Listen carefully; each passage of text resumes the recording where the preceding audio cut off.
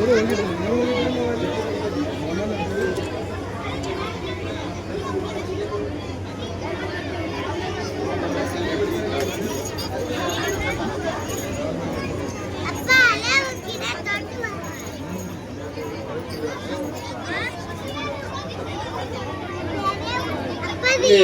ಬ್ಯಾಚಿನ ವಿದ್ಯಾರ್ಥಿಗಳು ಏನಿದ್ದಾರೆ ಈ ಎಲ್ಲ ವಿದ್ಯಾರ್ಥಿಗಳು ಸಹಿತ ಇವರು ಸಹಿತ ಬೇರೆ ಬೇರೆ ಡಿಸ್ಟ್ರಿಕ್ಟ್ಗಳಿಗೆ ಆಯ್ಕೆಯಾದಂತಹ ವಿದ್ಯಾರ್ಥಿಗಳು.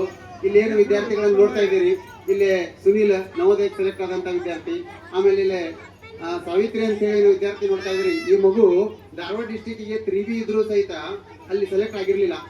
ಹೀಗಾಗಿ first round, second round, third round 3 complete ಆದ್ಮೇಲೆ ಮಡಿಕೇರಿಗೆ ಸೆಲೆಕ್ಟ್ ಆಯ್ತು. ಅದಕ್ಕೆ 6ನೇ ಕ್ಲಾಸ್ನಿಂದ ಹಿಡಿದು ಈ 10th ವರೆಗೂ ಸಹಿತ, ಈ 10th ಮುಗಿತ ಮೊನ್ನೆ ಎಕ್ಸಾಮ್ ಬರದ್ಲಕ್ಕಿ 6ನಿಂದ ಹಿಡಿದು 10th ವರೆಗೂ ಮಡಿಕೇರಿ ಬಾಗಮಂಡಲ ಏನೈತಿ ಆ ಮಡಿಕೇರಿ ಒಳಗೆ ಅಲ್ಲಿ ಕಲ್ತಿದ್ದಾಳೆ. ಅವ್ರು ಸೆಲೆಕ್ಟ್ ಆದಾಗ ಅವ್ರ ಪಾಲಕರು ಹೇಳಿದ್ವಿ, ನೋಡ್ರಿ ಯಾಕಂದ್ರೆ ದೂರಕ್ಕೆ ಹೋಗಾಕ ಬರಾಕ ಹೆಂಗ್ ಮಾಡ್ತೀರಿ, ಹಸ್ತಿರೋ ಇಲ್ಲ ಅಂತೇಳಿ. ಇಲ್ರಿ ಶಾಲೆ ಚಲೋ ಐತಂದ್ರೆ ಹಸ್ತೇವ್ರಿ ಅಂತಂದ್ರು.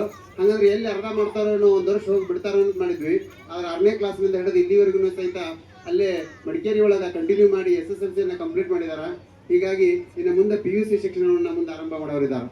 ಇಲ್ಲಿರುವಂತ ಎಲ್ಲ ವಿದ್ಯಾರ್ಥಿಗಳು ಸಹಿತ ಮುರಾರ್ಜಿ ಆಗಿರ್ಬೋದು, ನವೋದಯ ಆಗಿರ್ಬೋದು, ವಿವಿಧ ವಸತಿ ಶಾಲೆಗಳಿಗೆ ಆಯ್ಕೆಯಾಗಿ ನಮ್ಮ ಒಂದು ಗುರುಕುಲದ ಹೆಮ್ಮೆಯನ್ನ ಹೆಚ್ಚಿಸುತ್ತಾ ಇದ್ದಾರೆ.